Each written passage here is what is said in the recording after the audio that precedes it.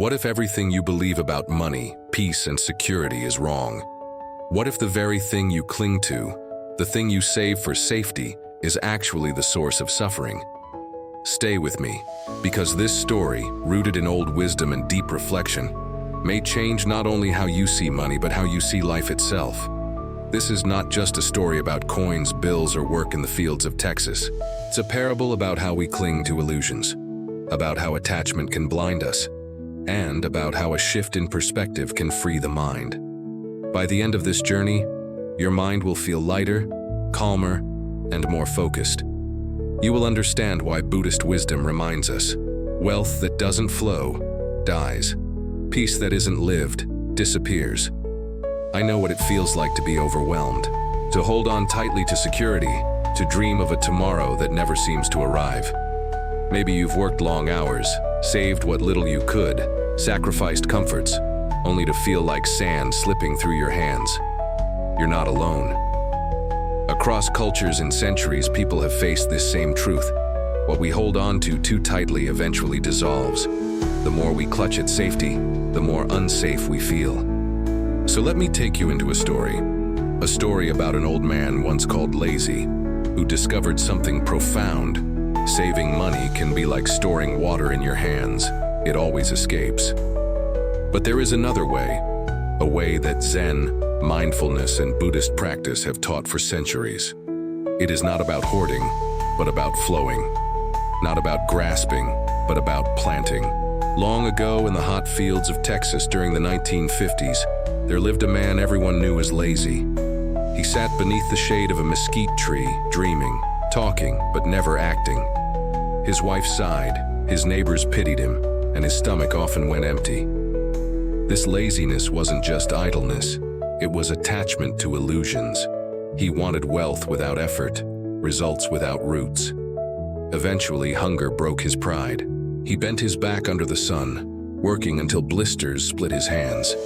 Yet each paycheck vanished into debts, medicine, scraps of food. He discovered what many of us know. Working without purpose feels like chains. One day he heard words like thunder. The secret is to save. The one who saves always has. And so he did. He placed coins and crumpled bills into a glass jar, believing he was building the future. Each tin of coins was like music, like meditation beads falling into his palm. But what is the use of a jar filled with illusions? The boy, his grandson, looked with shining eyes at the jar. Is this our tomorrow? The old man nodded. Yet tomorrow costs more than we imagine. He sacrificed food, comfort, repairs, and health just to feed the jar. Isn't that what we do? Sacrificing life now for a promise that never arrives. Finally, with pride, he carried the jar to market. He laid down the money like treasure and asked for 3 sacks of maize. But the merchant's voice cut deep. This is enough for only 1.5. Prices have risen. In that moment, the jar shrank. The coins became dust. His years of sacrifice were reduced to almost nothing. Have you felt this? Saving, waiting, hoping, and then realizing the value you clung to has slipped away? Inflation, illness, time, everything changes. Zen teaches impermanence. Everything rises, everything falls. Nothing we clutch remains the same. The old man's heart sank. He sat under the cold night thinking, lazy before, enslaved later, and now mocked by money. What was the point? In that darkness, he nearly gave up. But in mindfulness, we know despair can be the doorway. It is when the ego cracks that wisdom enters.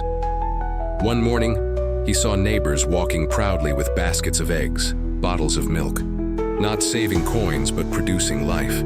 And then, like a whisper of Zen clarity, he remembered his grandson's words. Why not buy chickens instead? Sometimes the purest wisdom comes from innocence, from a child's unclouded mind. So he did. He bought a few scrawny hens. At first, just a couple of eggs each day. Small, humble beginnings. But each egg was life. Each egg fed. Each egg multiplied. Each egg carried possibility. And with this, the rhythm of mindfulness entered his home. No longer clinging to numbers in a jar, he was engaging with living cycles. Soon the patio filled with clucking hens, laughter of the boy, and the steady rhythm of production. He sold eggs, bought more hens, and kept careful notes. For the first time, he felt the dignity of growth, not the emptiness of saving. This was mindfulness in action, not hoarding but cultivating, not clinging but flowing. Holding an egg one evening, he realized this simple, fragile shell carried more value than a jar of bills, because it nourished, multiplied, and never lost worth. And here lies the Buddhist teaching. Use your energy to create, to serve, to nurture, not to cling.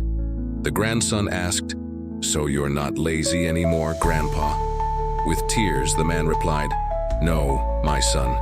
I learned that laziness and dead savings lead to nothing, but creation, even small, leads to life."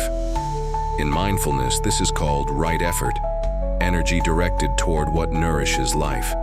The jar lay forgotten under the bed, empty like old illusions. And when villagers spoke of saving, the grandfather smiled, pointing to his hens. Saving money is like holding water in your hands. It always escapes. But when you let it flow, when you let it grow, it becomes a river. This is the core of mindfulness. Stop clinging, start cultivating. Stop grasping, start flowing. So what about you? Where are you clinging to jars that only leak? What habits, fears, or attachments are you feeding while life waits to be lived? This moment could change how you see your life forever. Like the old man, you too can choose creation over illusion, mindful living over restless saving. When was the last time you truly felt at peace?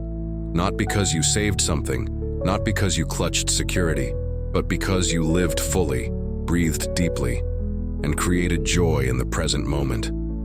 That is Zen. That is mindfulness. That is freedom. If this story touched you, let it live in your heart. Every time you return to it, you plant another seed of mindfulness, another breath of clarity. And if you want to continue this journey, take the next step. Keep flowing, keep creating, keep living in peace.